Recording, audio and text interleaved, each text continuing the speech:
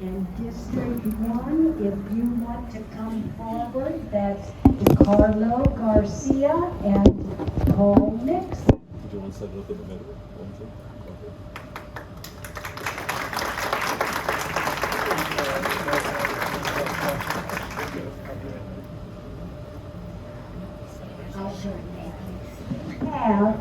Have two microphones here. You may either play past the mic or you may each take your own.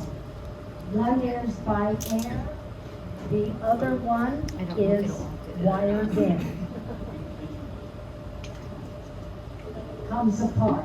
We're going to start with the 2 minutes, okay? 2 minutes apiece. And is there a volunteer to go first? That person will then not first or last. You may take your choice. First, and then to Carlo, you'll be last. Breathe until we say one. We had to baggy this last time. That's right after. Yeah, all right, thank you. Hey, good evening. I'm Paul Nixon. I'm currently your District 1 County Commissioner. That's what you need to know. I feel like we're at a great spot as a county. We're really moving forward. A lot of great things happening around us. A few items that I'm sure you ask questions about. We'll have an opportunity to discuss. But I want to tell you, most importantly, this is going to be my second term. I'm completing my first term, and it has gone well. Good learning curves, a lot of things accomplished. But before you go into the county stuff, it's important for you to know my wife Kirsten of 23 years yesterday. And we have 7, yes, that is worthy. We have 7 children, 6 boys, 1 girl. Gonna have hands for volunteer babysitters. All right, so we, you can't say no, Graham. But we have a very active family. You might have seen most of them as you drove in. They were there in the rain waving to you. Some were working the door, excited that you were coming. They were excited to be able to put the t-shirts on. They were more excited than me. And so they're here and they're serving. And that's really the culture that we provide around the family. I don't know where I am within my 2 minutes, so I'll just keep going till you tell me. But that's the culture we give around our family. Very active. We continuously are, the Lord's allowing us to raise godly kids. And that's exciting to see. Our one girl, Rebecca, falls into the middle there. She forfeited going to paddleboarding for the Special Olympics tonight so that she could come and have dinner with us here. The boys, our oldest is a deputy sheriff in Walton County now. He finishes the academy next week. He's very excited. The next has just finished EMT school and is going into the fire program in the fall. So as a county and county government, you've been able to watch a track record build over the last 3.5 years. And I'll tell you, 4 years ago, I was in front of you. We were in a much smaller venue. It was much more intimidating, and you were asking questions and firing them away. But after that, you made a decision. Yeah, let's do it. And we got to partner together. And over the last 4 years, we've been able to continue in that partnership together. And so tonight, I'm here to ask you that we continue to partner from this moment out into a second term as County Commissioner for District 1.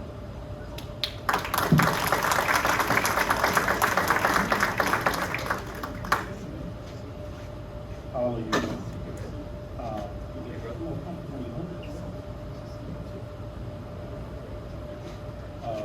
My name is Okaloosa County. Those who have that didn't meet last time I was here. I'm from Lufkin, Texas. Lufkin is East Texas. Just for those who don't know, I come from a very small family. I'm one of 2 children of my mom. She is a single mother. I graduated 5 days after I graduated high school. I joined the United States Air Force. And that's the way I made it here to in 1997. That's funny. I made it here did my term. Most people here also having been having an opportunity to. So think about the dance that some people are doing. Some insight. I'm telling you right now. I got out. I did a couple of jobs. Delivering pizza. You'll be yeah, but it's you know, anybody know about Kirby vacuums? That's a hard thing to sell. There were several. That's a very difficult thing to say. Then I'll I have my standards of 30 Just, years. if you were clients, and I know you are, I you won't. can I couldn't look take out it, and you can but, watch people as they fortunately, interact. God And bless it's me kind of fun. with, It's God bless me fun. with those jobs. Fun to and watch. I enjoy it. It's like sport for me. And then I got a call from Endine. I became a contractor, military contractor working on Eglin Air Force Base for the past 17 years. Now is my chance to go ahead and do something else with my life. I like to volunteer, and I volunteer anywhere I can, not under the banner of anybody, but wherever I can do, I do as much as I can, whether it's volunteering myself at a church, or volunteering my money, or volunteering my time to host or take care of people. I also bring my daughter around, so I'm making sure I teach the next generation that it's one of the greatest service you can do is to serve someone else and live under the my name's Okaloosa Garcia. That's all.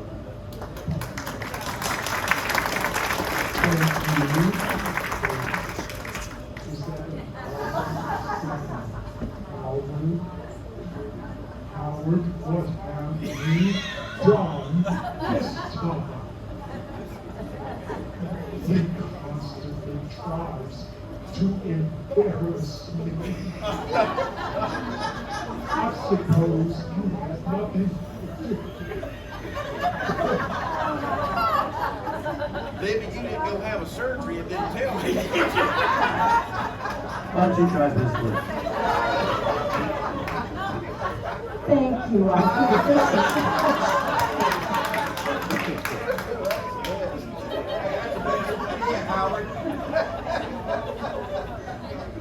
Oh my goodness. Everyone knows I'm the long-suffering one. District 1, dear candidates, or District 1, the district used to encompass the whole of the entire county seat, indeed the entire north end of Okaloosa, and it was primarily a rural agricultural area. And now it's really become an important industrial, even a STEM type industrial center. And it's really kind of outgrown itself. So please give your thoughts on the growth and overgrowth of the north end. And we'll start with DeCarlo on this.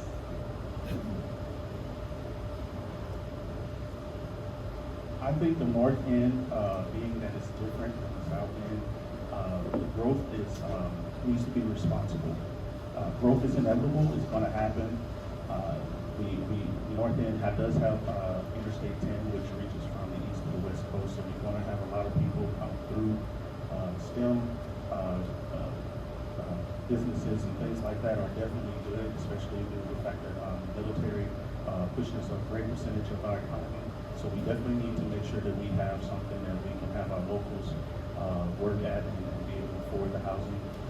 But the thing is that development is kind of moving a little rapidly, and as long as we make sure that the development that we do have is supported by infrastructure that can handle such a load on such things on the north end, due to the appeal that farmland and land ownership is big on the north end, we don't want it to become the south end. So as long as development is responsible, it's going to move according to plan in the middle of the community. Thank you. And Paul? So the north end already has areas that are as busy as the south end. It continues to grow.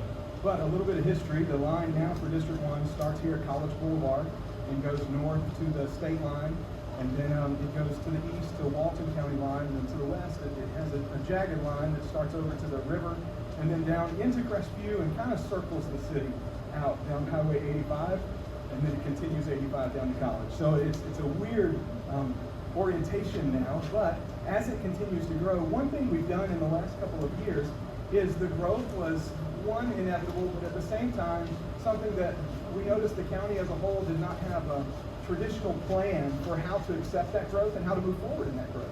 And so a little over 2.5 years ago, I had the first public meeting with Commissioner Boyle so that we could begin to discuss how to bring about an opportunity of a study that would give us north end specifics, what people want, See, the future land use map, you might hear it referred to as the flume. The flume is by law supposed to be reviewed every so many years. It's 7 years. The last time we reviewed it as a county was in 2010, and the time before that was in 2000. And so now we're in 2024, and the flume has been the same. So it's happening, but as a county, we're not taking the appropriate steps. You can't really blame it on our recent history of commission because they went through COVID, and nothing's changed during that except the world around them. And so now we have the opportunity of playing catch up. So for the first time ever, rather than just taking the real pursuit that typically happens with public business, it gets advertised on the back page of some newspaper, maybe on an internet site, maybe word of mouth tells you that it's happening. You come into a meeting, you have 3 minutes to speak about it, and then you move on to another topic, and then 2 weeks later the item comes back and it's finalized. Instead of taking that pathway, it took us quite a while to get to the point of bringing about a growth study that actually involved people. That's an interesting part of living in our government style, is saying you really want to hear people's opinion. But what this does is it gives people an opportunity to come to these town hall meetings and speak to the board their opinion of what they think growth should look like. What should the roads be? Where should they be? Where should growth happen? Where should industry take place? Where should residents come in? And so you take that formulation, which is a 9+ month process of an exterior organization, not doing it in-house with county staff because they all have busy jobs already, but utilizing a service that focuses on strategic growth. And then we formulate a plan that's developed from your opinions. Crazy concept. But you're speaking into the future of our community. Who knows the road you live on better than you do? Not very many people. Who knows the community where you go shopping better than you do? And so for our best interest is we utilize the people as a whole. You have representatives in government that go to represent you at the county level, which is what I do in District 1. But you have the opportunity for your voice to be heard much more specifically as people have partaken in this process. Now it's new, it's interesting, we've never done it as a county, and so it makes people nervous. And then you start to hear stories that are not true about the intent behind it. But at the end of the day, I believe we're all going to come out with a product that we can be proud of because it's your voices that have gone into making the product. Thank you. Does someone else have a question? Left side, right side? Yes, Ed Gilbert.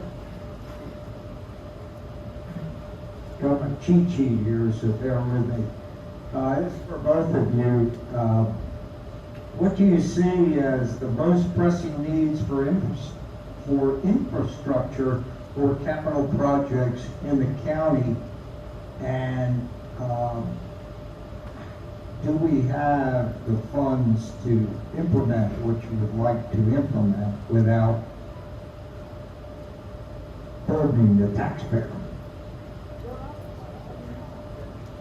So most important infrastructure, Highway 98 in front of Herbert Field all the way out to the county line. That's a very much gridlock area that we're working very heavily on the TPO, which is Traffic Planning Organization.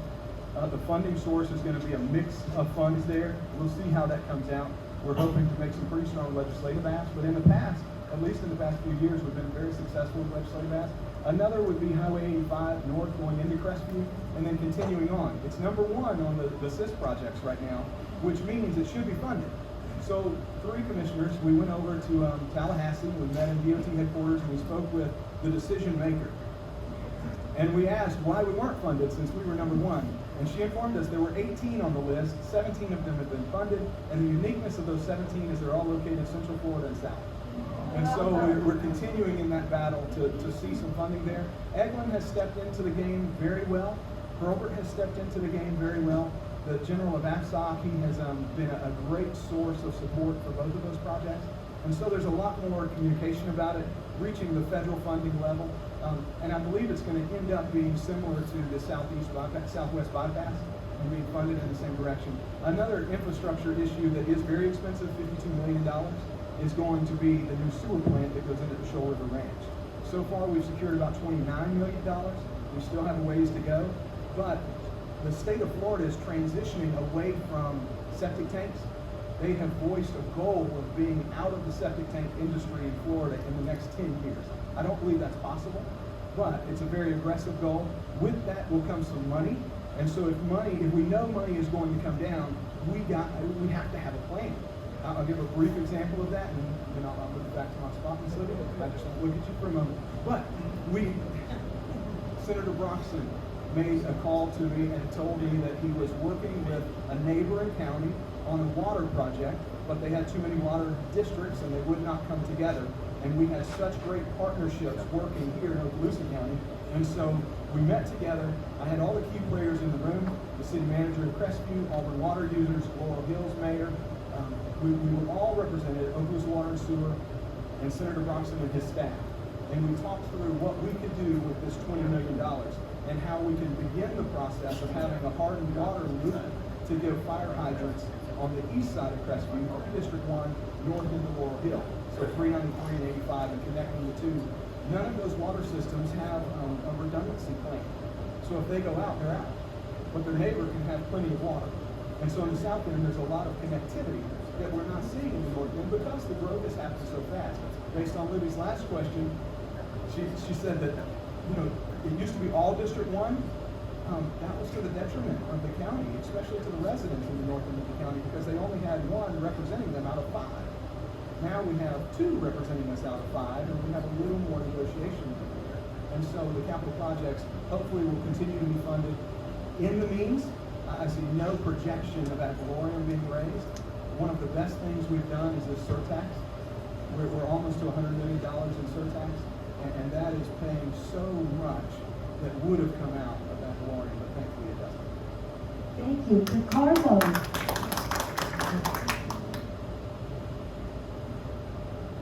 Ditto. You talk about that learning curve earlier. The city commissioner definitely has a lot more information than I would on such a thing. But yes, I really don't have anything else to say that would differ from what he said. The infrastructure definitely needs to be able to handle such a thing before we start putting anything up in the North County. We need to make sure we're able to handle such that traffic is a big thing. So once we get those things down first, then we start planning on making sure we got everything else. DeCarlo, have you driven Highway 98? I know you know Highway 85 up north, but Highway 98 down that runs down southern end of the county. Have you driven that in the Hurlburt, Navarre area? Fort Walton? There's pockets. When you drive 98, you gotta know, you gotta catch your window. If you don't catch your window, you're gonna be stuck. Mostly during the working hours, from the morning and also in the evening around 3 or 4, it's buckling. So it's You very, are aware of the problem there. Yeah. And there's you. nowhere else to move, so Right. it's a hard work to do. Any other questions for our District 1 candidates? Yes. The Money Pennies are here. We're so glad to see you all. I should have introduced you because you have not paid your dues this year. Oh my goodness. Oh, bless you. Oh, no. There you go, Ken. Hey, before you speak.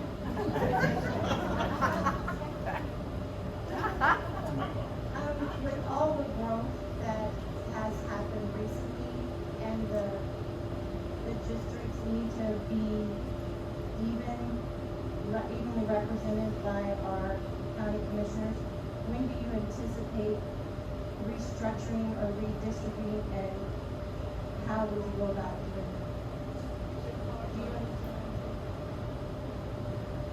The redistricting, for everybody's information, redistricting is done after the census, and boundaries can get redrawn, and it's sometimes the boundaries get a little crazy, but it'll be next redistricting will come after the 2030 census. But DeCarlo, what do you think about the boundaries for the district? I think the boundaries, essentially, like I said, are based on population. If we continue more development and stretching out down that state, even at the city level, that's going to have to be redistributed, of course, due to population or people. The thing is, I think that the land mass size of District 1, due to the fact that the north end doesn't have the population as far as per land mass, once that increase, the shape of District 1 will definitely increase because of the population increase. That could be, that's not necessarily bad, it's just that we're going to have to have more focus on that region. Thank you, and Paul? So we redistrict last year. It takes about 2 years for the information to flow down to the county level. And so we were able to redistrict, and what we did is we drew the line. District 1 is the fastest growing district in the county, and so it just continued to be pushed over and get smaller and smaller. As a matter of fact, Kirsten and I were living in a rental home in the middle of Crestview near 85 and 90, and we found ourselves, for the best interest of the county, districting us out of District 1. And so then we were in a big hurry to move into the home that we were moving into, because I didn't want to serve one meeting living in a different district, even though that's within the scope. It was not for me. And so the district used to go 85 and 90, head over west at north of 90, and now that's expanded into District 3. And so Old Bethel is no longer in the district for the most part, and then 85 and 90 intersection all the way over there is in District 3 now. So it happens as a function of the county commission, and it comes from the GIS department giving a map that shows overlay exactly how many people per the census live in each block. And then you can narrate that block within. So the choice that I prompted us to make last year was to make District 1 the smallest district to start with, because I knew over a 10-year period we would outgrow the other districts, and so we would keep an even playing field throughout the process of the census. Thank you. Any questions from over on this side? That side is the non-opinionated, non-thinking side. Any more here?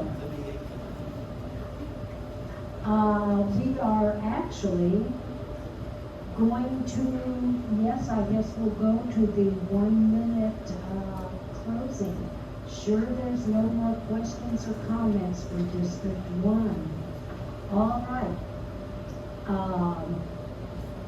Paul, if you'd like to sum up No, thank you. your You've been campaign. very gracious in your questions, so thank you. Oh, wait a minute. Paul, thank you so You've much for already concluded. reminding me. Just a minute. We forgot to do the kind of tough questions. DeCarlo, oh my goodness. Yes. Okay. Oh, DeCarlo Garcia. There has been a whisper campaign going on. And we don't whisper here. We just say it outright, don't we? Yeah.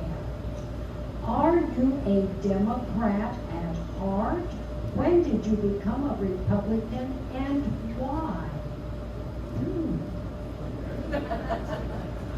Well, if anybody know about the culture, especially in the black community, there was a saying, and I'm sure all of you heard it when Biden had the nerve to actually come out and say it. You're not black, you don't vote Democrat. Well, that is a culture. I grew up, that was the mantra all my life. And for the longest, especially when I learned to vote, I finally get a chance to do what I've been taught to do.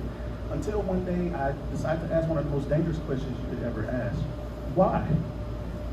Why am I a Democrat though? And I asked family members and people, and like, because that's what we always did. That's what we were supposed to do. I'm like, that's not an answer, that's just a response. Why are you voting Democrat? And I started to think about the actual issues that each party represented. I'm like, I hold God top priority, and so I can't really agree to a lot of the things Democrats agree to. I like hard work, I believe in a strong family. Wait a minute, have I been a Republican the whole time? And so I'm like, well, you know what, I gotta go and actually represent what I feel, and you know, it's based on my own personal values. So several years ago, I decided to go ahead and I'm like, I gotta make this change, man, because it's almost like I'm lying, you know. So yes, for the longest, I've been, you know, the culture was that until I asked myself and I actually started thinking for myself about who I really am, and not based on the group, it's based on me. And I was like, okay, I think I am a Republican. Nobody ever told me. I can't believe this. You lied to me. You know, so that's the whole story behind Republican. Yes, and I would like to just add one thing, and that is, I will say Martin Luther King, remember, was a Republican. Republicans were the ones who could not get the civil rights movement going because of the Democrats. And Lyndon Johnson was able to get the Democrats to join with the Republicans and took, of course, full credit. And he said, we get credit and we will have a bloc that votes for us for the next 100 years. Yes, Graham, you had something. Sure. Yeah, I just want to do a little follow-up because I've been hearing this just the last few weeks. And a couple of years is a long period of time, and I haven't checked yet, but I will. I want to know what was the date or exactly how long ago did you get this epiphany and you go down and change parties? I'm kind of curious. It wasn't a big deal for me, so I really can't answer what date I actually made the epiphany of having it. It was just a moment that I actually had a moment of clarity. And once I asked myself, I decided to go ahead and make the change. We have, usually you have a big push for registration, and I think it was on one of the times I went to, probably one of the May days or something, and I thought, yeah, you know what, let me go ahead and change that. So I couldn't tell you what day it was. It was a personal epiphany. It wasn't something that was political. It was just based on me and my values.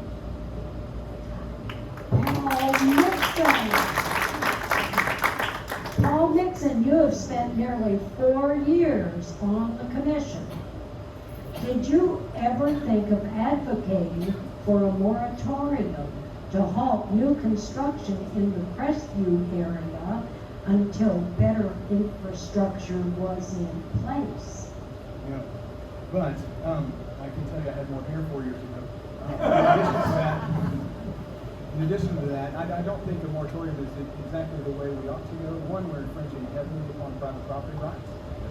None of you want your neighbor coming to tell you when to cut your yard or not to do your yard.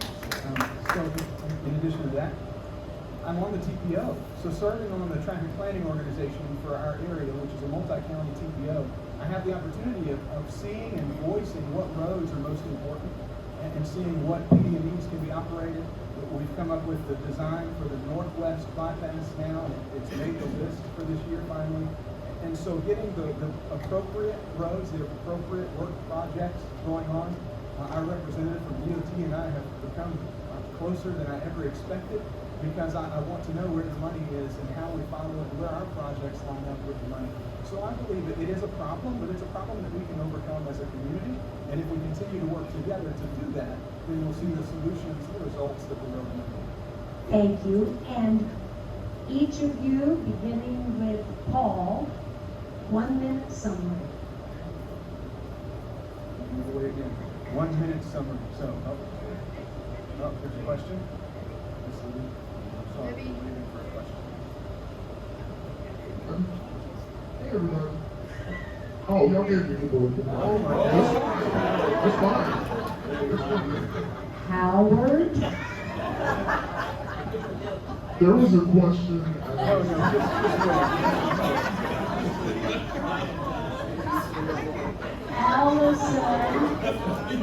Allison Morris here. I was going to do this as anonymous, but anyway, there was a question on an email about what steps will you take, this is for both of you, to restore public trust with commissioners and county officials. That's important for me. So I believe confidently we have public trust for the most part. It was the lies that came out when we announced a growth study. And when those came and the narrative began to change, unfortunately, then it gave people a lack of trust because they were learning new information firsthand from sources that were not reputable and were not speaking the truth regarding the study. And so that's the only thing that I can see that gave any type of indication that there was a lack of trust, was because others jumped the gun to give their own narrative that wasn't truthful and it wasn't based upon the facts of what was being laid before voters.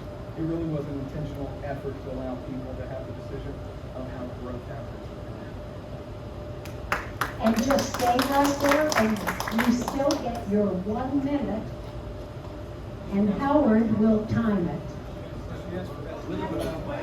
Oh, I apologize.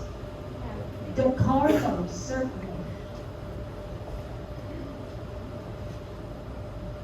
One of the things I know by talking to citizens is they don't, a lot of people feel like that the commissioners are not reachable or attainable to get that sort of information. So one of the things that I would do to support such a thing is have quarterly town hall meetings, and I would actually bring them the information. It's hard for people to come to you, you know, 'cause actually you would be my boss, and you know, I've never seen a job where the employee, you know, is never returning to the boss and telling them what's going on. So I would make sure I bring you this information. You don't have to follow me. I bring it to you intentionally as we go. And maybe even have a call center. There's a lot of calls, and I know that Mr. Nixon told me he gets a lot of calls, and he can't answer all of them.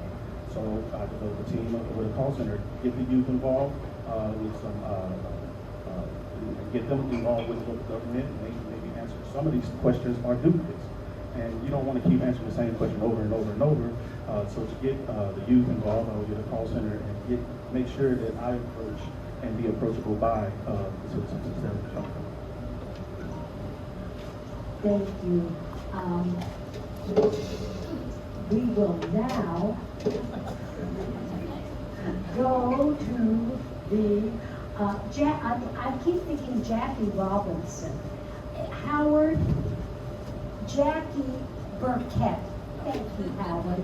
Jackie Burkett was county commissioner, and I remember after one term, he said, "No, I'm not running again. I am so sick of my telephone ringing at all hours of the night." Things are different now. Everyone has answering machines, so never fear. 1 minute, Paul Nixon.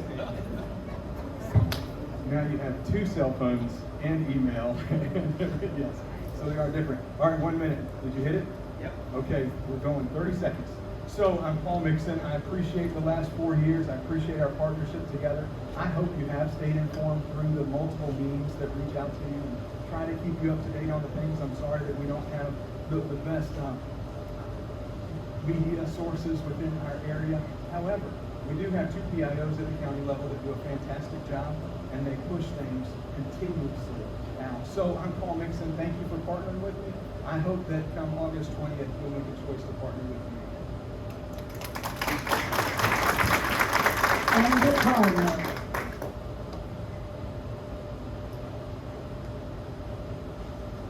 I thank y'all for having me, allowing me to come and speak before you again. This is a very interesting thing for me. I'm sure you can tell the difference between the one who's sitting and the one who's trying to get in the chair. He can articulate a lot of things a lot better than I can, but I tell you, I am learning and I will grow. I thank you for giving me the chance to come up here. This is what freedom is all about.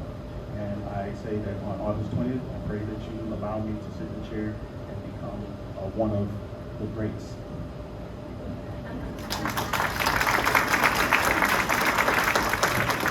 Thank you, both of you.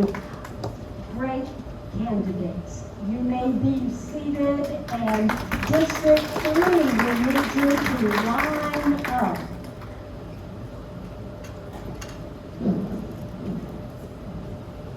I will say while they line up that District 3 really has crazy lines. I mean, yeah, nothing like District 1. They are really crazy. Your district has goes from Blackman near Alabama, up there by the border, Baker, parts of Crestview, West Niceville, and Niceville south of Bellevue Boulevard.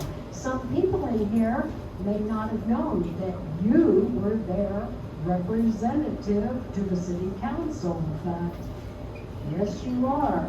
So let us start. We'll begin. Do you want to go ABC order or backwards ABC order, or is there a volunteer? 2-minute openers, just 2 for openers. You only allowed the other 2 candidates to have a 1-minute opening.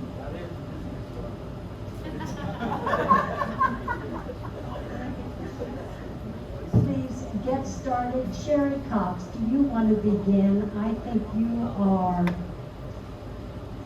We'll go alphabetical order.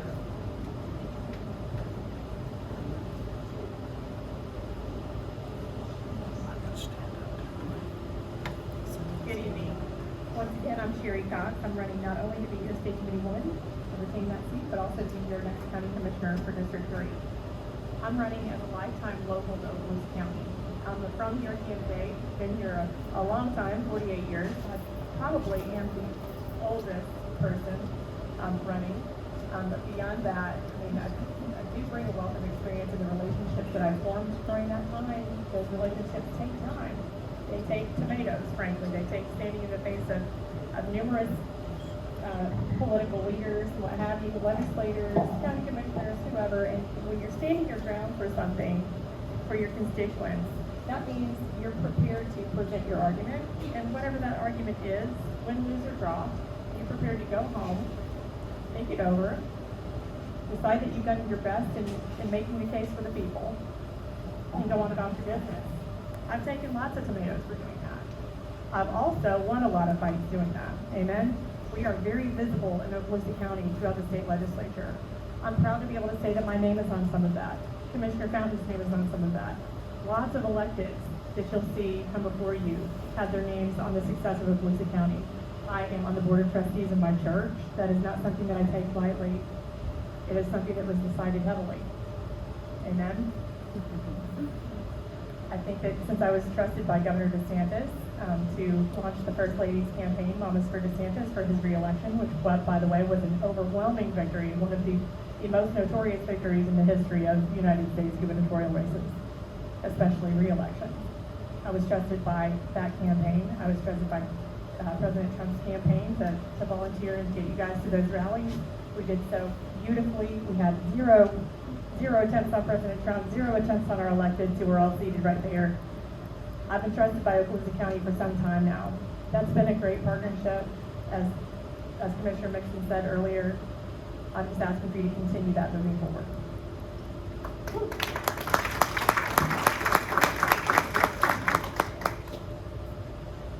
Now you all can figure out that ABC order, can't you? I think we will have Wade Merritt next.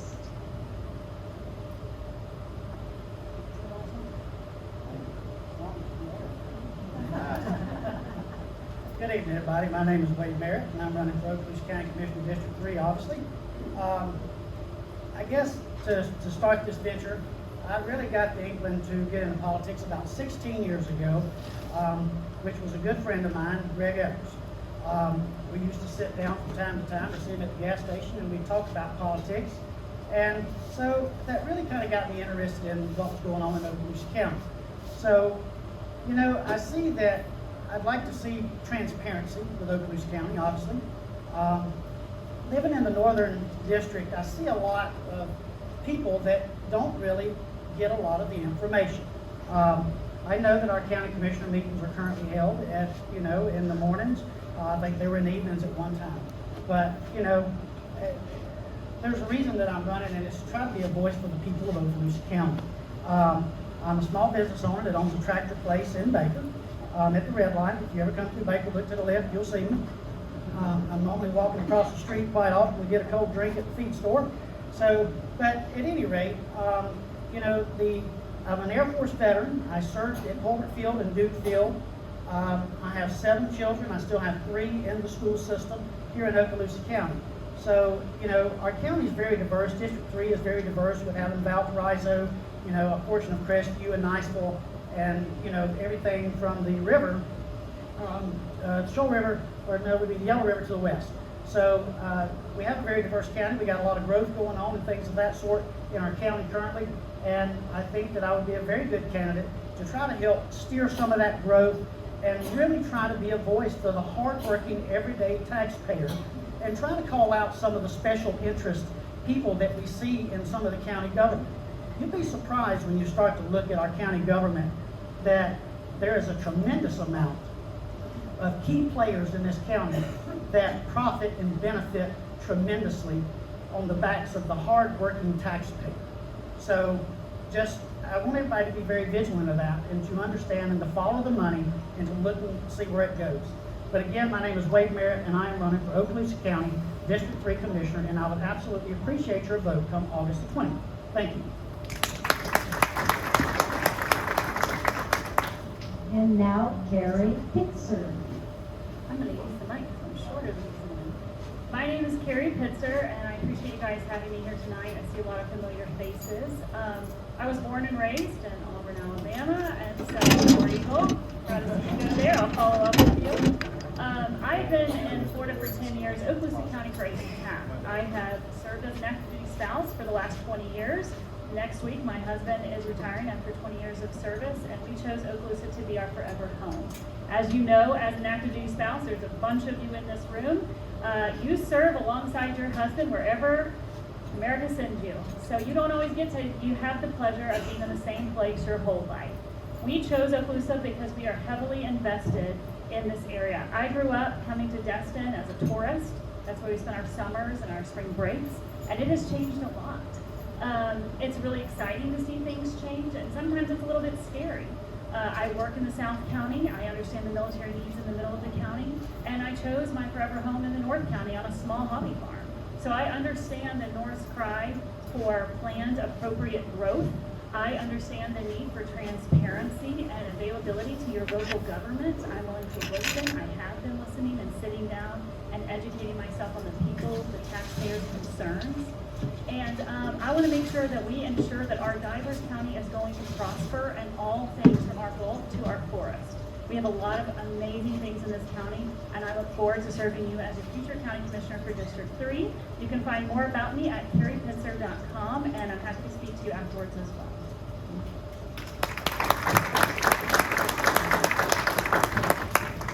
And believe it or not, Renchick, Andrew, that comes before the other R on the ballot. Perfect. Andrew Runstich, I'm running for District 3. My wife, my two daughters, we moved into the community in 2011 with the BRAC realignment of 7th Special Forces Group. I spent 14 years active duty within the Special Forces Regiment, and in 2018 I left active duty, and I'm still in the Florida Guard, currently serving. Next year will be my official retirement. I've done 6 good years, and I'll be able to actually punch the ticket. In 2018, I exited the active duty military to run for local office. To run my companies and run for office. I ran for City of Crestview, and those of you that were familiar with Crestview, what it was 5 years ago compared to what it is now, I'll let you make your decision on what's happened. We've gone leaps and bounds. We've fixed a lot of inefficiencies that needed to be fixing. And the way I got involved in that is because my first development order for a property that I was investing and developing took 16 months. That's absurd. And so we need to make sure that our developers, the men and women and businesses that are coming into our community and helping us put the bill on the new infrastructure to cover the old. We are working with them. We can't just stop growth. It's been mentioned a few times. We have to work with them. We put our head in the sand, we won't ever get what we want. So we need to work with it. And I think that over the last 5 years, I've showed that I am going to be the best candidate for August 20th. Thank you. And that leaves Heath Rominger. Good evening. Thank you for having me here. This is obviously a joyous occasion to get together with everyone and get to tell you a little bit about myself. I'm a fourth generation between my wife and myself, Okaloosa County resident. We spent basically our life growing up here through our families, through Blackwater and Laurel Hill. Some of you may know it as Swear, if you've ever been that far.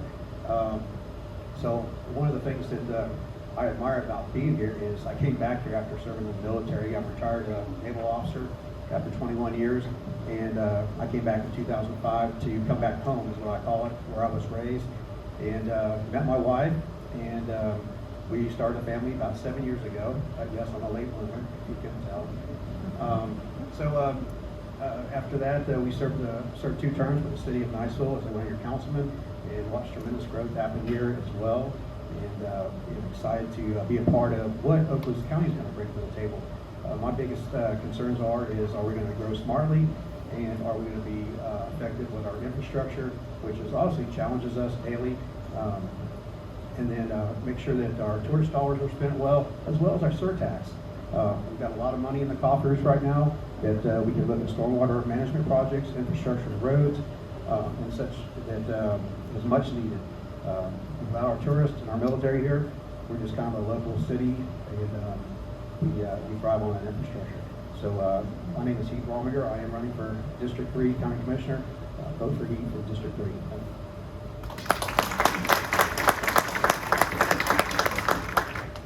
All right. Everyone who has a question on this side or the other side, put up a hand. You have a question, Ann? No, I don't yet. You don't have one unless you want to sound like.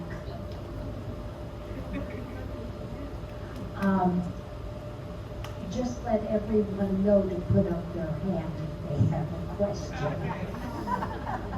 And here's a question.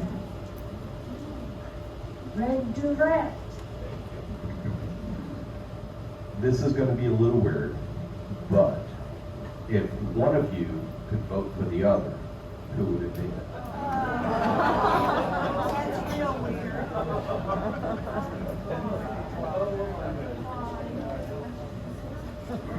Okay, we will go in reverse ABC order for the first question. So that means Rominger.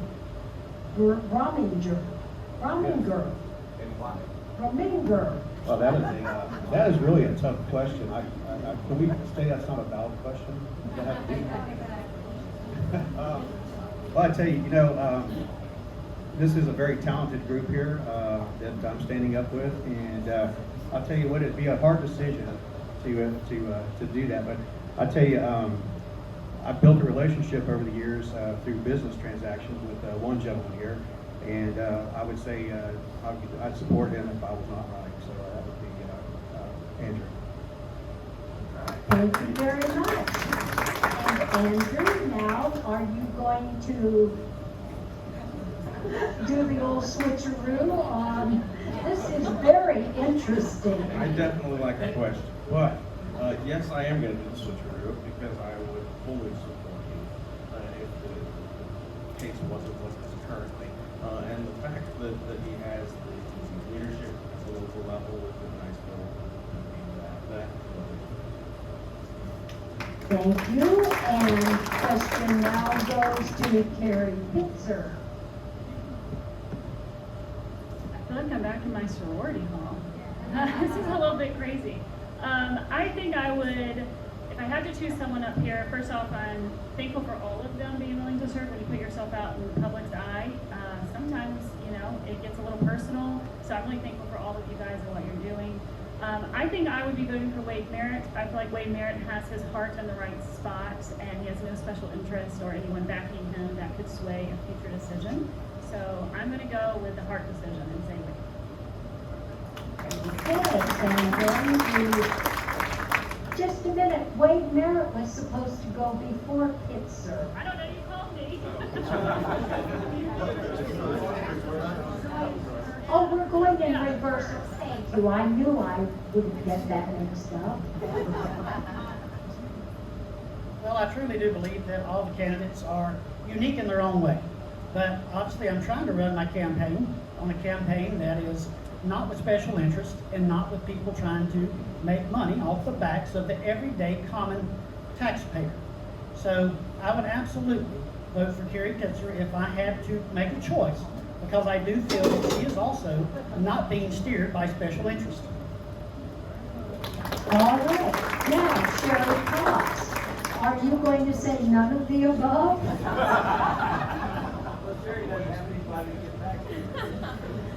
That's right. So you know for sure whoever I say it's going to be from the heart vote here. I'm not able to pay anybody back for having said I would vote for Terry Cox. But I'm confident in this race. I'm going to feel that I've developed a pretty good brand for you. And in saying that, I have also explored the rules of real estate development probably more so than any of this panel. And for that reason, I'll take the tomatoes, right? I work in real estate development. I have always worked in real estate development. I have previously held a real estate salesperson license. I will say this, that I do believe there is a lot of misinformation being propitiated by the North End. And frankly, that information I think was directed more toward the candidates than the citizens. All of that said, if I have the opportunity, and I have said this to Mr. Merritt, that if I've had the opportunity to sit down and really educate him on how the real estate development process works and the zoning and the coding and how we can all work together in real estate to preserve the beauty of the North End and the South End and everything in between, that I would really enjoy doing that. If I don't win my race, I intend to do that with whoever is elected. If there's someone who's willing to sit down and say, you know, hey, look, I'm willing to take some of this advice so that those communities that we're talking about can end up looking like the communities that I've helped develop. One of those areas is Okaloosa South End, Okaloosa County's Okaloosa Island, right? The hotels there, you'll notice, don't look anything like the Emerald Grand. They're not, you know, this monstrous creation that didn't even sell through. The hotels there are 7 stories or less. You know, they're all contiguous with the existing environment. They are competitive and attractive to the already existing environment. They attract families. It is a family stay. Those are the things that I would be willing to do, and for that reason, I would choose Wade Merritt. Thank you.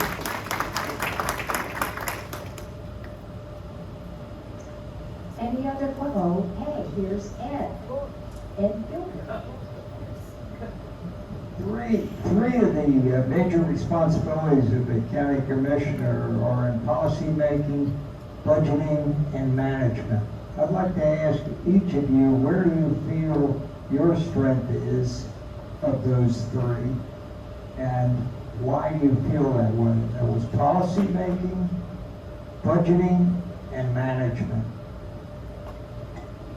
Thank you, Ed, and we're going to start right in the middle with Terry Pitzer. I have owned my own business since I was 21 years of age, so just about 20 years. I know what it's like to surround yourself with educated people in the area that you aren't a specialist in. That's part of being a good entrepreneur, that's part of being a good leader, and that's part of delegating to your staff and ensuring that you're surrounding yourself on all levels, accounting, a lawyer, all of the pieces to the puzzle.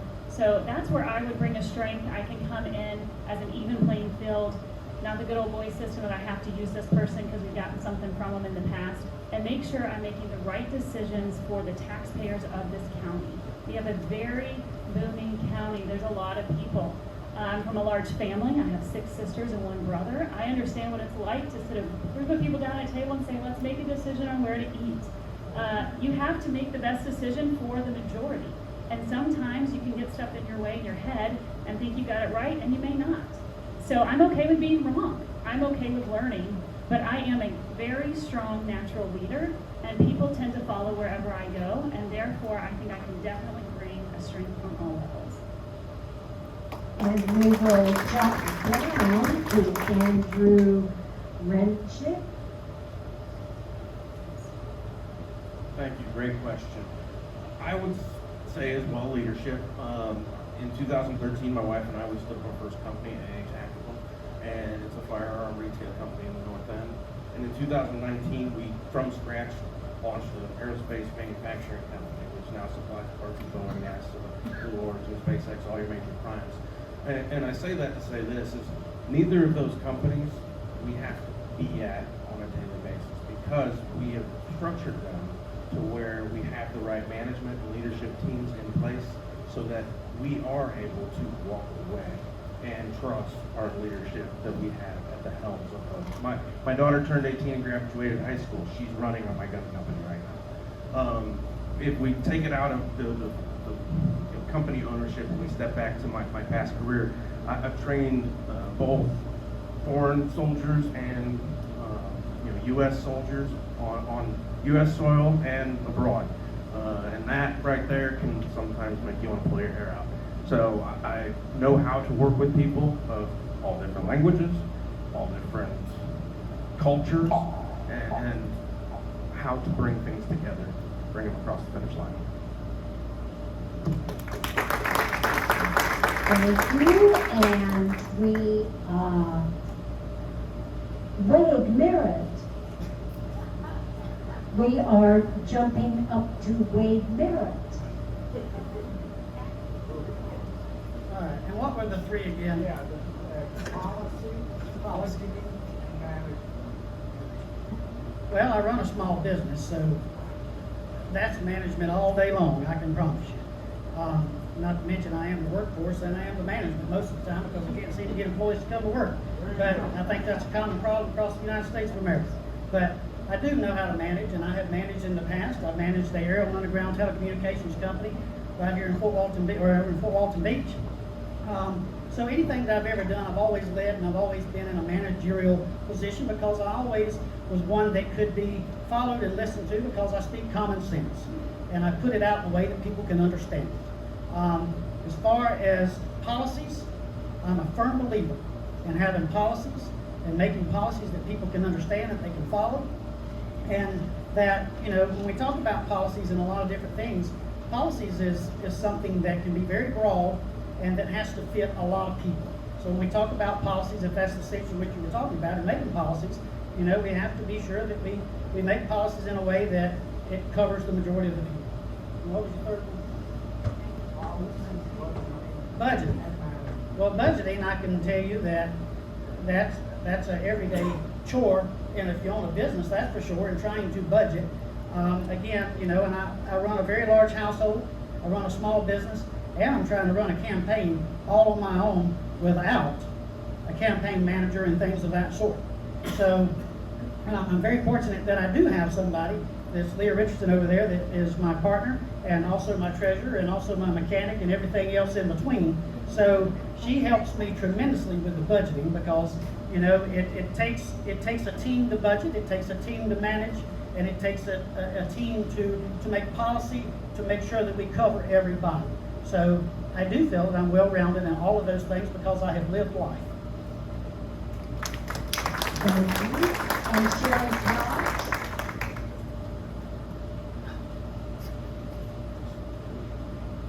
So policy, budgeting, and management, let's see if I can touch on these succinctly as possible.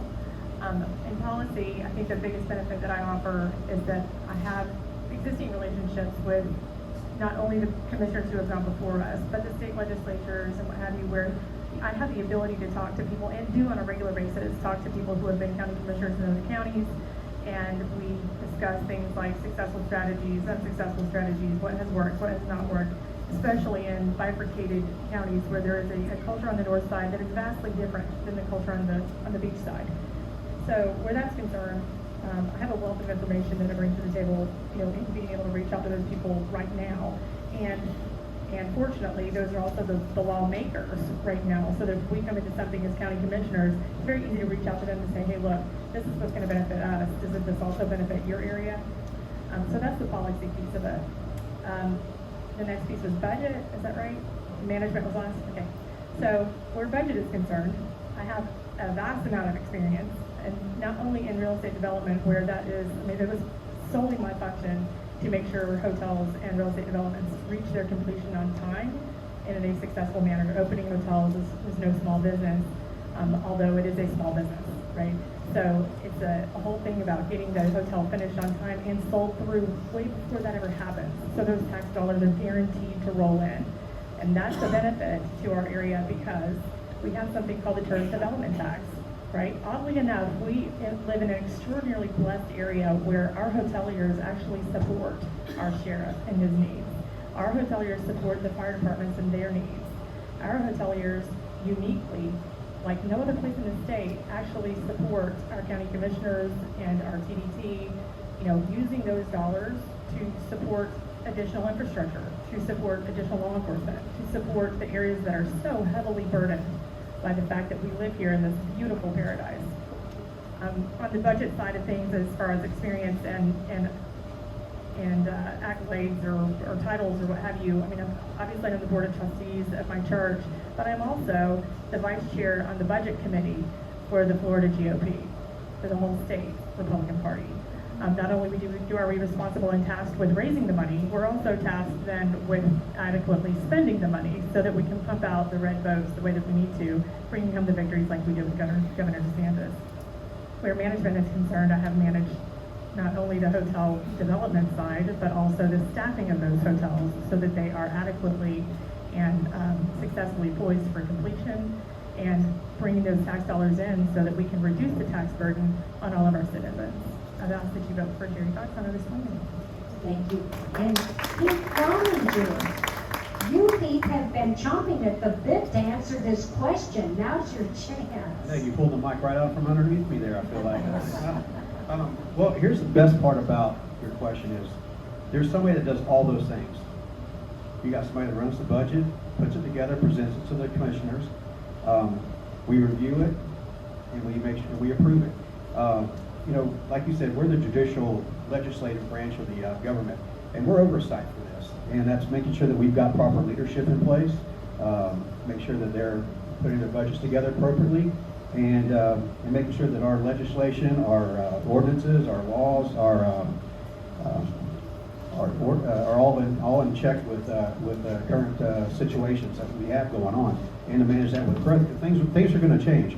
So I'm a standoff kind of guy when it comes to putting a team together. Let them report to me, and I'll review what they presented, and for thoroughness to make sure that one is we're running efficiently. Are they trimming the fat where we need to trim that?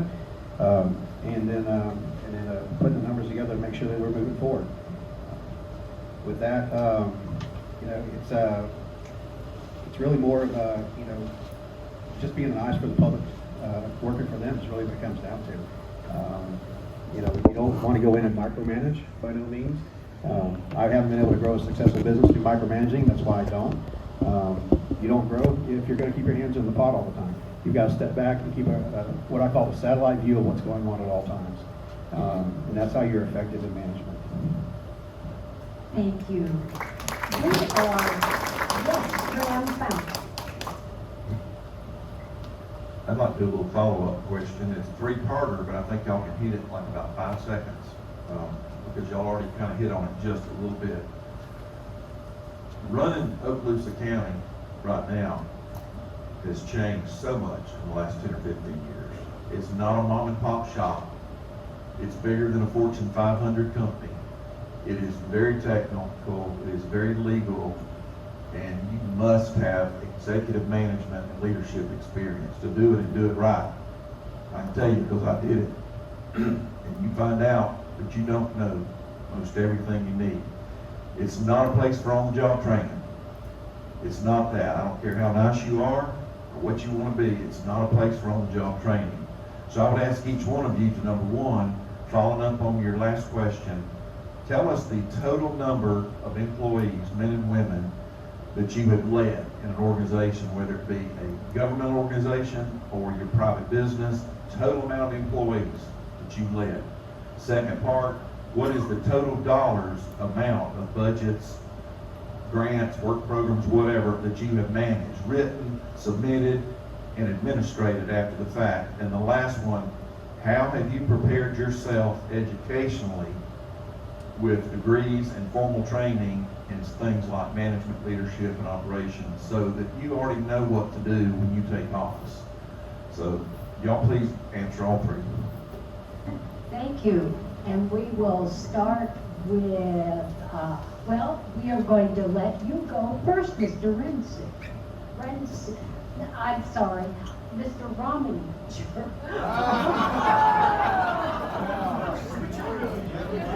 The other R. I tell you what, I must say, what time is it? That's right.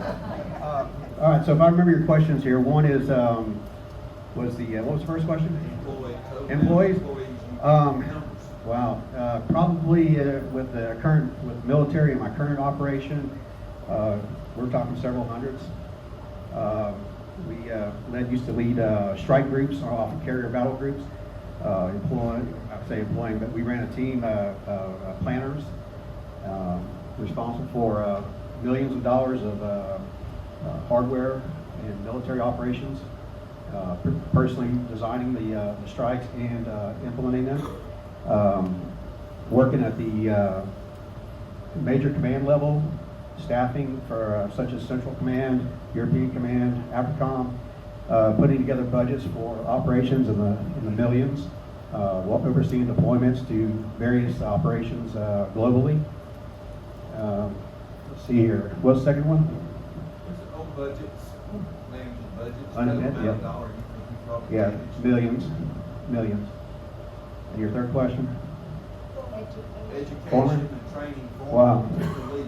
You know, I don't know if y'all know this, but the Navy does a really great job of training its leaders. I mean, it seems like every 6 months we're going through some sort of leadership training. That encompassed with my background in education. I got a degree in what's called workforce education development. For those of you who don't know what that is, it's really a combination between human resource management and corporate training. One of the values that I instill is you've got to train your people if you want production out of them. You got to invest in them. And so that was my first step. And then I thought that wasn't enough, so I went and got a master's in business administration, where now I understand the whole 360 and what it takes to run a business, not only from people, but all the way down to the budget. So. Thank you. And now, go ahead, Mr. Rominger. I'm not doing this on purpose. Andrew, that would be easier. Andrew. Thank you for the question. To answer the first question about number of employees, I would have led the most during my time in service. At any given time, several hundred, depending on whether we were home stateside or Okaloosa. Largest, indigenous force, the 6th CAND Act would have been about 60 that I didn't even understand and they didn't understand me. But we worked through all that and we all got on the birds and we all made it home.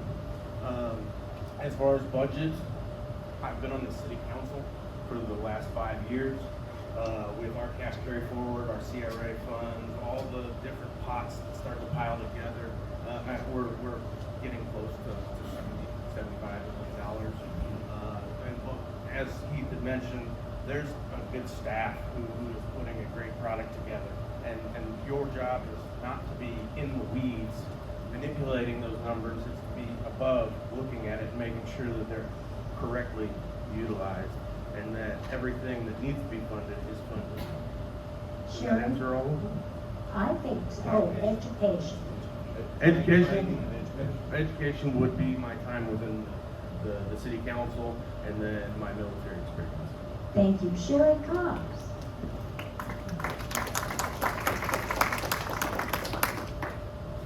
So what are those three again? Sorry. Employees, budgets, and education training. Budgets and education training. Okay. So the first question about the number of employees, I think, not to make Graham angry, but I think it's maybe a little bit unfair, for a typical county commissioner candidate, because county commissioner candidates are supposed to be representative of the people, and the vast majority of people are not college educated, probably don't have, experience managing 600 people. That's what usually our county administrators and that kind of thing for. So with that disclaimer, I myself, in having opened numerous hotels and having, frankly, lots of those openings overlap at the same time, have managed hundreds of people, if not thousands of people. Hotels operate, for those of you who don't know, as sort of their own little economy. The laundry, the food, everything it happens right there in its own little universe. Sometimes you're able to, luckily for, the hoteliers that have numerous venues, you're able to borrow one from the other. But usually you're gonna have to, like county commissioners have to, right? We have to vote on things like if Commissioner Fountain has a need on the north end in District 1, he's gonna need District 5 to agree with that, because it takes 3 votes out of 5 every time, right? So you need somebody that's able to work with the others. The same thing is true with hoteliers. you're gonna have to be that hotelier who reaches out. You know, if your hotel group is, you know, VP Hospitality, Vince Bruner needs, you know, 5 housekeepers, he's gonna have to be able to trust that Trip Holder, when he needs, you know, when he has a few extra, can send them on over without making each other, you know, arch nemesis. And that's how it is here. We're very blessed in Okaloosa County that we have not only commissioners who work together, but we have hoteliers. We have major stakeholders who work together. So that's my experience there, a good bit of it. The middle one was, I'm sorry, and budget. God knows, in building hotels, you have budget experience, right? I'm not sure that, that's not something that would be addressed in the training that county commissioners get. For those of you who don't know, county commissioners are sent off to training. They have a training that they have to attend. And I think that probably does an adequate job, because I feel like we've been pretty blessed with our county commissioners. All the bumps and bruises aside, I mean, we all had to get through COVID, and frankly, I didn't agree with every decision that was made during COVID. I was one of those people who stood up and said, hey, don't close our businesses down. And maybe that was the right thing to do, and maybe that wasn't the right thing to do. But sometimes you just have to get over those hiccups and say, hey, look, we've got it pretty good here. You know, we've got a pretty good thing going on here, and we all need to get along. So budgets, yes, I have experience with that. Those are challenging when hard times fall. But having to manage those budgets during a COVID crisis, I'm going to say to Commissioner Fountain, I'm pretty proud of him for that, and Commissioner Wines too. Kelly Wines was on that commission, and they did one heck of a job to be able to manage our people during that time. I know from hotels, from the Florida GOP, from being on the Board of Trustees of my church, that managing a budget is not an easy thing sometimes. It takes a lot of work for not a lot of recognition. And the last piece was education. So my education had nothing to do with any of this. I'm just going to tell you that I think that it's easy to say that somebody needs to be educated in the field that they're going into when it's county commissioner, but we have military guys here that I think present a wealth of education. We have a fire commissioner here who presents a wealth of education just in their own right. Mine was burn plastics.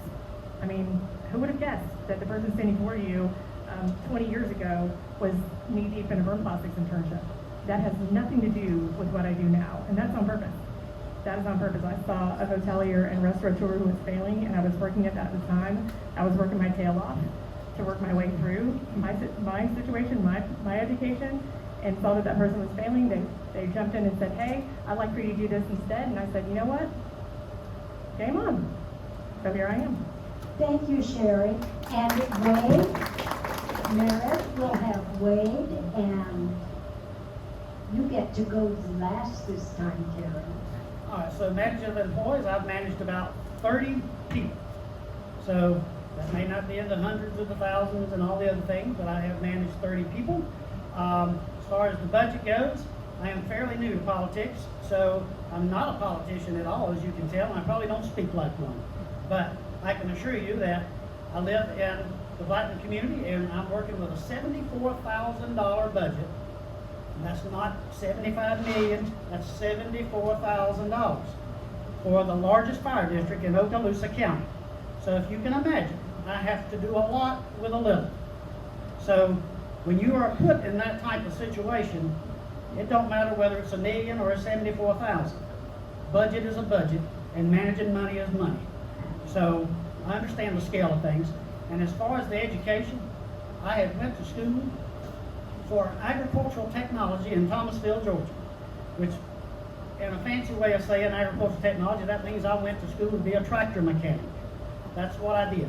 So I got a call to come into the United States Air Force, and if you've ever been in the military, like some of these gentlemen here have, you get extensive training in a lot of different things, from leadership skills to family budgeting to all kind of sorts of things. And, you know, from going overseas to training in how to drive and how to be defensive and how to, you know, pinpoint the enemy at any given point. So in my tractor mechanicing, I have went through business management training.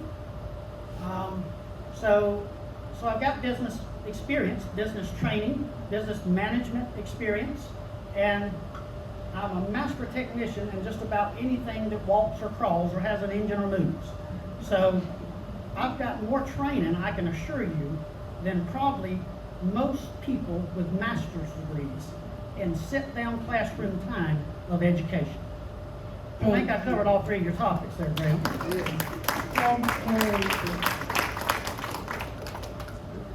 I'm going to go a little bit backwards. So I was born into a family of entrepreneurs. My dad is a cattle farmer, but he is also a very successful builder of high-end homes. So from a young age, I would be giving crews even on the weekend to manage and design firms to help run. I got married at the age of 19 to my wonderful husband of 20 years last year. Oh, please stand up. And so I graduated high school a year early, which was not heard of back then. They used to not do the program where you could go to college early. I left and went to Berkeley College of Music in Boston. I was not even 18. My mom said, the hospital's not going to see you if you break your arm. You must come home. She was panicking. So I came home and I went to Auburn and I was studying mass communications. That is when my husband and I got engaged, and we had to get married and leave with the Air Force, so I stopped my education. My entrepreneur spirit continued, and 2 years later we had our first child. I had opened my own business. It was a small clothing boutique in our downtown in Warrensburg, Missouri, Whiteman Air Force Base, if you've ever been there. And within 2 years, I had changed it to an online store and 4 stores, going all the way to Las Vegas, where we had moved next.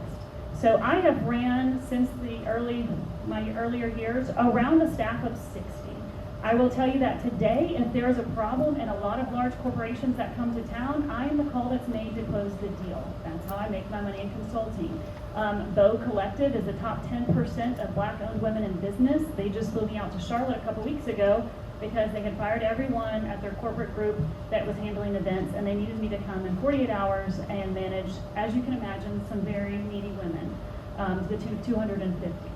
So I am able to manage large groups without blinking an eye. I am the problem solver that's brought in to deal with the multiple personalities, the small budgets, the giant budgets. So budget-wise, my own company's brought in millions of dollars a year. I don't know, that's varied from what I'm doing here to here. As far as corporations go, they definitely, the Bow Collective, you have to have 5 million to even be a part of the club. So you can imagine what that goes to, and their event planning and travels. What was the other question? Education, budgeting, and employees. And right, so I hope that answers your question. Thank you. We are now, 1 minute, and it would take, we're so late, and we have one more district to cover, so I think we'll just have to jump, although I had zingers for all. Oh, are you lucky out? Okay.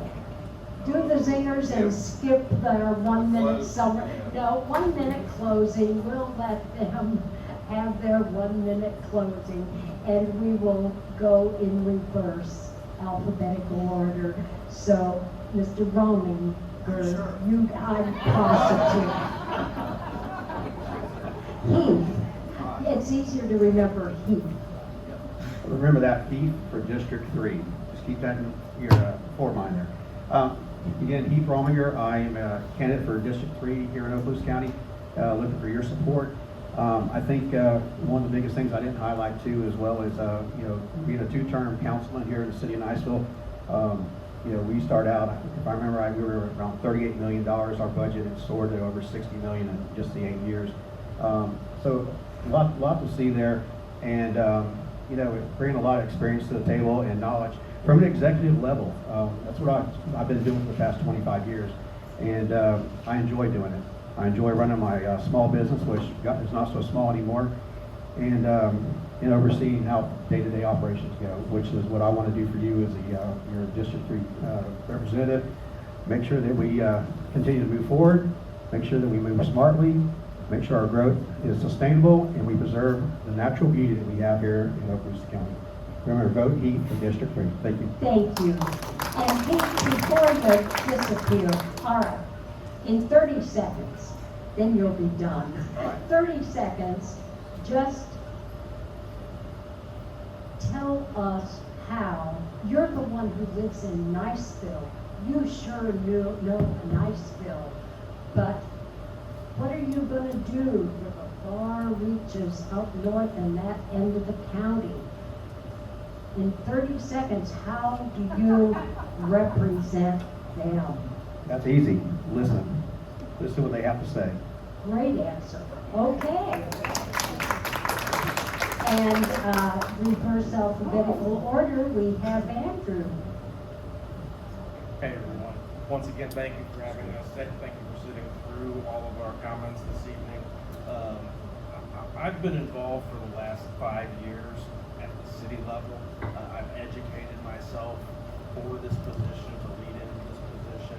I'm working with the TDD, the Tourist Development District. I'm on the TPO, the Transportation Planning Organization, same as Commissioner Mixon. All of these organizations, we have been learning and trying to understand the inner workings of how they all work, and it is caught on my booth there. It all needs to run smoothly in order for it to work. If we have things go awry, then the system doesn't work. If we say no to growth, then we prolong the investment in the future of our community. The burden of the infrastructure that we are currently lacking now ends up being on our current taxpayers. So, August 20th, Andrew Renson, I've been training for this, I'm ready for this, and I look forward to it. In 30 seconds before you hang it up, real quick, you're on City Council there in Crestview. You're very well versed with Crestview. It's a whole lot different when you're on the county commission. And we're all down here in Niceville. We have some common things. How are you going to do that? And are you going to resign from the county commission? Did you not just get reelected to it in April? The city of Crestview, we changed our election cycle back with the referendum to change our government structure. So our elections end on the same time, and my resignation has been submitted. And I'll echo what he said by listening. I am not a meddler. I look at the bigger picture from the eagle-eye view and ensure that we're going in the right direction. And I manipulate or massage the needed to make sure that we have the right people in place and things going. Thank you. And that brings us to Carrie. I'm going to echo a little bit of what Sherry said earlier about how important it is to remember, going back to Graham's question, that we are to oversee an organization. We've got that county administrator and those 2 deputy administrators. So it's really important that our job is to listen to the people and hear the taxpayers and what their concerns are. We have about 250,000 people in this county, so more than even what's sitting in this room, and everyone has a voice and an opinion and a vote. And so things that I've been doing is I've been effective in live stream videos where I've been mass texting, probably some of you in this room, and different groups, and getting questions coming in and helping them put them in part with the right person or researching the problems. It's been really effective. You can hop online on Tuesdays at 7 o'clock and join, or you can send your questions in early and I get back with you privately. And it's really helped me meet some new groups of people. So I have 3 points. Mine is managing appropriately the growth in this county, not stopping the growth, managing the growth, planned appropriate growth, infrastructure being forefront. Second is transparency to your local government. I'm here, you can call me, you can text me, people already are, and I think it's great. And the third thing is preserving the character of our county across the line. We've got a lot to protect, and so I hope to have your vote August 20th. Carrie Pitzer, County Commissioner. And Carrie, 30 seconds, real quick. Yes, ma'am. There's a whisper campaign. I'm not sure if it's whisper. Yeah. So I'm going to ask you, did you say that you don't look like the people from Baker? And if so, what did you mean by that? I'm actually really glad that you asked me this There's question. a second part. Oh, sure. And is that accent an affectation, or is it part of your name, or just a whimsy? My accent? Do I have an accent? The accent at the end of your name.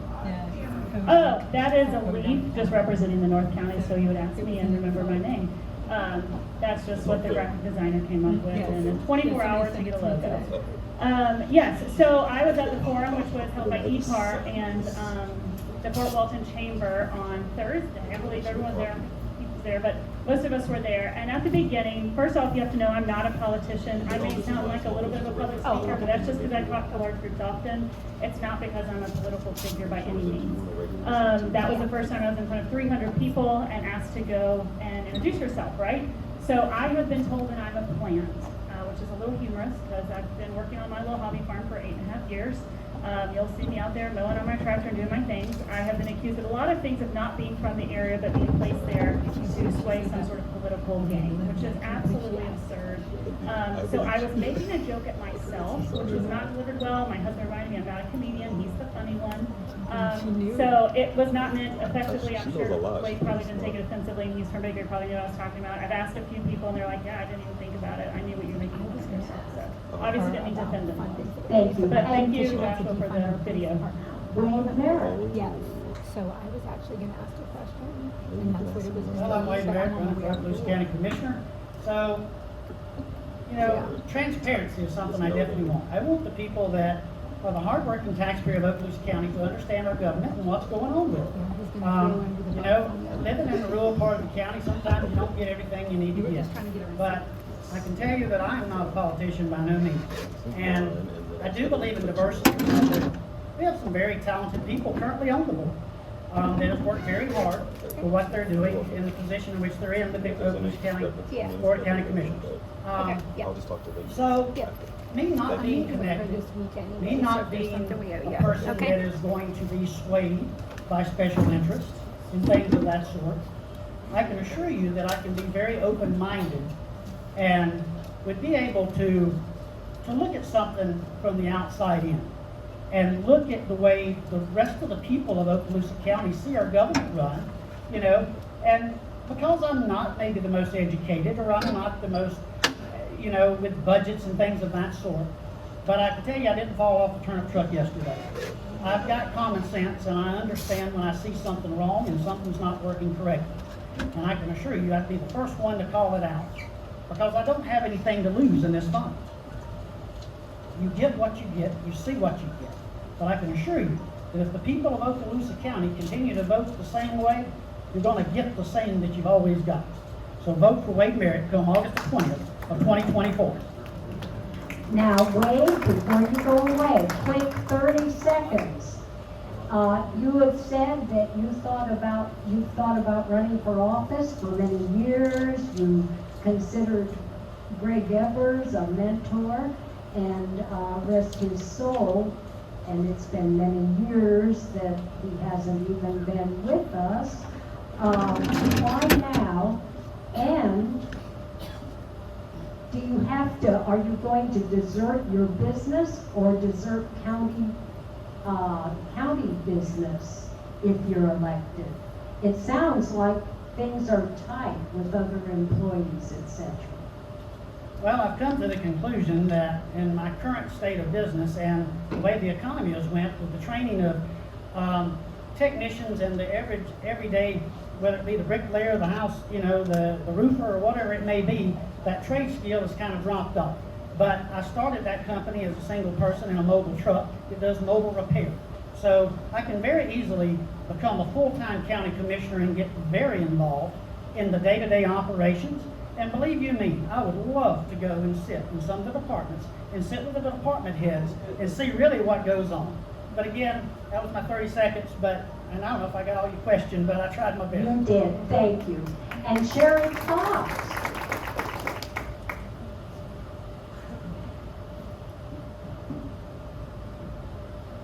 Sorry, this is easier for me to hold it. So I'm Sherry Cox. I'm running not only to retain my seat as your state committee woman, but to be your next county commissioner. I think I'm the best candidate for that job. One of the reasons I think I'm the best candidate for that job is because of the relationships that have been built, not just in the last, several years of working with these legislators and with the local leaders, but also in the relationships that have taken a lifetime, that have been built over a lifetime of living right here, of caring about right here in Okaloosa County, every single part of it. I'm not going to lie, I have been in almost every single part of Okaloosa County that you can think of. I know the navigation problems that there are, the tax problems, the congestions. That's the number one voice that I hear from District 3 is that we have to be able to better get to the quality of life and the sustenance of life here. Most people want to get to and from their jobs and not spend all of their time getting just to and from their jobs.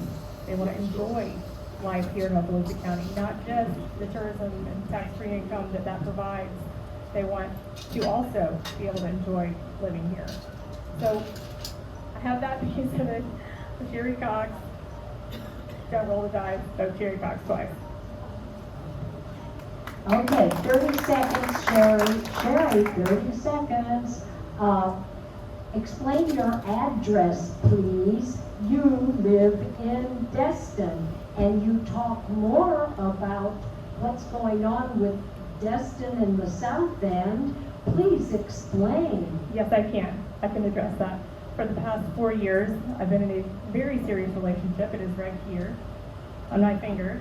I got engaged to a man who owns a lumber and ranch supply in Baker, right in the middle of it, right in the middle of ag land and everything else. We have 10 acres on Page Road where we live. My children will continue to go to school in the south end of Okaloosa County. My son will be turning 18 very shortly, and so he will be taking over that residence in Destin so that I can continue my relationship and hopefully move forward with the wedding that originally was planned before we identified this as a seat that needed to be filled for that district. Thank you. Thank you, all of you. I think you are just amazing. You make the Republican Party look good. Thank you.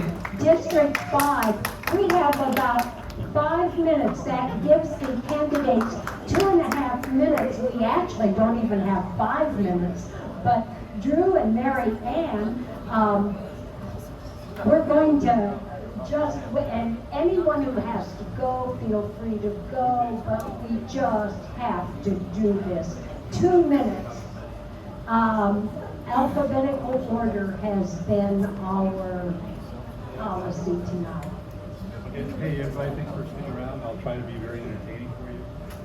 My name is Drew Palmer. I'm running for District 5 County Commissioner. Hi, can you hear me now? Okay. My name is Drew Palmer. I'm running for District 5 County Commissioner, and I'm running for three main things. I mean, there's a lot of reasons to run, but I'm running for 3 main things. I'm running because I sit in the same traffic with you guys today and every day, and we need to make sure that we continue to address the infrastructure. And not only do we address the infrastructure problems that we have today, but that we lift our eyes and we look to the future and we see where the development is going to happen, and we address that infrastructure for the future as well. So I'm running because for tourism. So just like you guys, over the past several years, I've seen the quality of our tourism change. I don't want to be Panama City. I want to be the family vacation spot that we've always been known for. And I would rather, and I've talked to tourist businesses about this, and in fact, I was asked this question, and I thought I was giving them an answer they weren't going to like. And I said, I would rather I would rather have 10% fewer tourists who pay 10% more than what we have today with crab-island takeovers and things like that. And they actually agreed with me. And I was like, wow, I thought I was telling you something that was going to make us hard friends. But and then I'm running for growth, right? We all know that growth is happening. Growth, on the south end, a lot of the growth is mostly done, especially in Destin. I mean, in Niceville, there's some land still to be developed, and we know the growth is happening in Niceville as well. But I'm running because I want the growth to reflect the character of our communities. I want participation by the different communities. I want people who are going to be affected by the growth to participate in the growth, so that they get a say, so they have a voice in the process. And those are my opinions, and it looks like my time's up. So vote for Drew Palmer. Thank you. And there it is. Good evening, y'all. Appreciate y'all having us out here. This is one of the most fun groups. Libby, you make it that way. I am a lifelong resident of Okaloosa County. I went through the Okaloosa Public County school system, got my BA degree in accounting. When I came home from college, my first job was working for a CPA firm, where I helped people put businesses together. We did county audits, we did condominium audits. I basically just put businesses together for people. So it wasn't long after I met Kelly Wines. We started building life together, had 2 kids. He had a boat. So I started booking his boat. Well, we had a lot of boats, some more boats, and some more boats, and some more boats. Pretty soon they called us the cartel. Kelly's off fishing every day. I'm running the boats, I'm running the cruise, I'm running my own real estate group, which I've had that for 30 years on the Destin Harbor. I do residential real estate, I also do commercial real estate. If you've ever tried to get a development order, you know how hard that is. I'm the girl that can get you that. You ever try to buy a house? I'm the girl that comes in bleeding and bruised because, and you go, oh, that was just the smoothest transaction. Well, gosh, no, it wasn't, but I made you think it was. I'm a good problem solver. That's how I'm good at what I do, and I'd love to vote all the time. I'm Mary Ann Wines, running for County Commissioner, District 5. Thank you. And now, we're going to have to just ask you to try and answer in 1 minute. And if you run a little over, it's okay, but we're going to ask you to really try. After all, you both, you're District 5, that incorporates most of Niceville, and do you realize, well, yes you do. You both live in Destin, and we have members of this club who live in Destin. Most of us live in Niceville, and we are concerned about Niceville. But you're both terrific, so we're going to ask you, you all can do it in 1 minute, right? You're better than any of those other district candidates. So answer, and Graham has already signaled me he wants a question. Oh, Graham has just decided. He said you've answered it. Wow, you've answered Graham's questions in your introduction. Okay, who would like to ask our District 5 candidates a question? Put up a hand. Michelle, or were you scratching your head? Yes. Here we go. Stop. Money penny.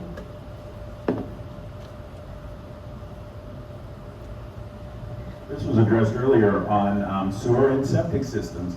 What would you do for us in the North County who live on 5, 10, 20,000 acres when they start shoving a sewer system down our throat?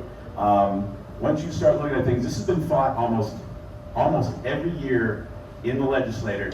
So will you fight for us to keep our septic? Because if I look at my house and what I've got going, the slope up the road, what I have to put in a lift station, macerator pumps, all that other stuff, just for me to connect to a sewer, I'm probably looking at about $45,000, $50,000. Okay, so that's just me. My wife was Kathy. But these things that and again, we've got some people here that are well versed in this. These things are being pushed by the South. And I understand when we get on quarter-acre lots, right? We get a lot of problems with groundwater and septic systems. But will you fight for us, and what do you know about fighting for us on this land up north that is very large, and how can you keep them from pushing that legislation to put everybody on a sewer system? Oh, thank you. That was very informative for some of us too. Yes, and Mary Ann, actually you have the first question since Drew did the first. Yes. 1 minute. Absolutely. Logistically, putting everybody that's on a farm that's far away is going to be almost impossible. Sewer systems are designed more for neighborhoods, not necessarily for the rural areas. So, not sure how we would even be able to afford to do something like that, so you betcha I would fight for that. Thank you, and Drew. So I would say that I agree, and that we have to look at the economic impact of what's being pushed out. And so there are some things that just don't make sense for some areas that definitely make sense for more urban areas or more neighborhood areas. And so yeah, absolutely. I mean, we would have to go. It just economically it doesn't make sense, and so logistically it doesn't make sense either. Now, but the thing is, we're gonna have to push to the state, like you mentioned, and this is gonna be a state level issue. And if the state says that we're gonna get out of the septic tank, they say, we're gonna have to put together strong advocacy groups that put, that push back. We're showing that we have some engaged citizens who are interested in doing that. And so that's exactly the type of thing that we would need to do. Is gather those citizens, have them advocate for themselves, and let us support them. I think it's important that, and I think everyone understands that whoever wins, you're the one that we're gonna squawk to when there's something we don't like. But you still represent the whole county and have to make decisions that impact us all in the whole county. Any more questions? Then let me just ask you about the current initiative to combine the cities of Niceville and Valparaiso, which could result in Niceville and Valp becoming the largest city in the county. Comments, please. So again, I would have to, talk to the citizens who are going to be impacted by that, because that's not going to impact me personally. Well, there's a public hearing scheduled in July for that's a different thing. Go ahead, Drew. You would have to, it's really probably city council and city commission. I think it's a commission in Valp. Right, and I, there's a lot to learn on that issue, because there are things, and I've talked to some people about this. Some of them think it's a great idea because it's probably going to reduce some of the costs for those who live in Valparaiso. But I'm not deeply involved in the details of that, and so there's just a lot to learn with that. And really, it would be about what do the cities want, what do the citizens want, and how do we support them in that. I'm not going to make that decision for you. I think that you guys should make that decision for yourself and what you have to. Thank you. Mary Ann?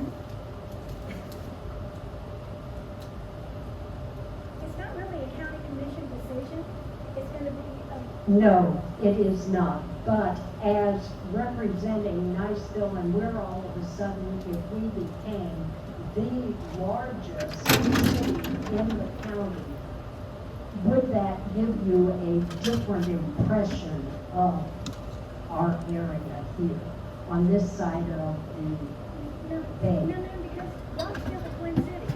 Y'all have always been the same area. You've got a little bit of different government, but y'all are all the same. Y'all are all good people.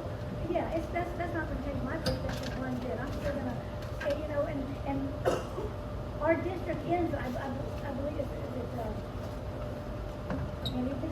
it Parton Drive maybe? But so Valparaiso is not even in our district. Neither is a little bit of Niceville. But we're going to represent everybody. That's the plan. And I love it. Liddy, I love you. You're so cute. Why, thank you. So are you. Okay, well, we're almost going to go to the 1 minute follow-up. I hate this. I had actually planned tonight to where you two would have the most time. Now, we had to give the most time to District 3, but we really wanted to get to know you both very much. Maybe you'll come back in August and we'll ask you a few more questions. We're just way over time tonight. Half the people here won't come back in August because of how late we've run. So 1 minute concluding statement, just give us a pitch for why you should be our county commissioner. Y'all, most of y'all already have my cell number. I am so accessible. I have always been accessible. I am out and about. I'm on a lot of different committees. I'm on a lot of different. I'm pretty much all over the county. I grew up in Fort Walton. I'm living in Destin. Some of my best friends are in Niceville. I rode horses up in the north end where all the horse shows were. I'm going to continue to be accessible. I will be out and about. A county commissioner is supposed to be able to represent the people. You can't represent the people unless you're out and about amongst them. I will be out there as I have been for the past 30, 40 years. Y'all, I'm here for you. I hope you'll vote for me. I hope you'll give me a chance. I'm Mary Ann Wines, running for Okaloosa County Commissioner, District 5. Mary Ann, 30 seconds, just a minute, 30 seconds, real quick. Mary Ann Wines, you were the wife of Captain Kelly when he served as commissioner. Why are you running now and not when he chose to give up his seat? Well, I strongly considered running when he was going to give up his seat. And then he changed his mind, and he decided he was going to run again. So then, I had geared up once. I didn't gear up the second time because I really didn't think he'd do it. So, in all fairness, and then I talked to Mel Condra, who I adore, and so I thought Mel would make a better commissioner than me. So I stepped aside, as I did for Kelly, I stepped aside for Mel. And so this is my time. I'm 63. I'm ready to run now. Thank you. And Drew, 1 minute, and do you think we should say Drew is cute too? I mean, to be fair. So hey guys, I would really appreciate your vote on August 20th. I'm an Air Force veteran. I joined the Air Force when I was 17. I've worked my way up in the defense industry. I run a very large organization now. I've managed billions of dollars with a budget. I have had hundreds of employees. When I go to work, I run some labs there, and there's 1,200 people that work in those labs there that I'm responsible for as well. And I'm not even counting the equipment cost. If you guys want to talk about the cost of an F-35, I might be into the trillions. I don't know. But I have a lot of experience in running large organizations. I've served my community the entire time that I've been here. I've coached some of your daughters or granddaughters in Little League. I was part of the founding board for Destin High School. That was a need for 35 years, and I was part of the group that was able to get that done. And so now Destin has a high school that we're going to have 600 students there next year. And that's lives that have changed, that they have now been able to grow up and be educated in their own community, and they have their own home school. And so that's a thing where I think that I've really contributed to the community, and I want to continue to serve the community. Please vote for Drew Palmer on August 20th. Drew, 30 seconds, and then the thing is over, everybody. Stay with us. Drew Palmer, your bio sounds like you are a very busy, important man. Are you prepared to put in the time and the research to be an effective commissioner? And we expect a commissioner to respond to our legitimate grievances. Absolutely. So I have, like I said, I run a pretty large organization now. I've set up leaders in place that gives me the flexibility to be where I need to be. So I'm there for the big decisions. I'm there to be the leader of the team. I'm there for the strategic decisions, but I'm not there on the day-to-day, in the day-to-day, in the weeds of it all. And so, yeah, and the other thing, my wife hates that I say this, but I don't believe in burning the candle at both ends. I'll set the house on fire until I get started. Thank you both. Oh my goodness. I think you should job share, you two. I guess you can't job share.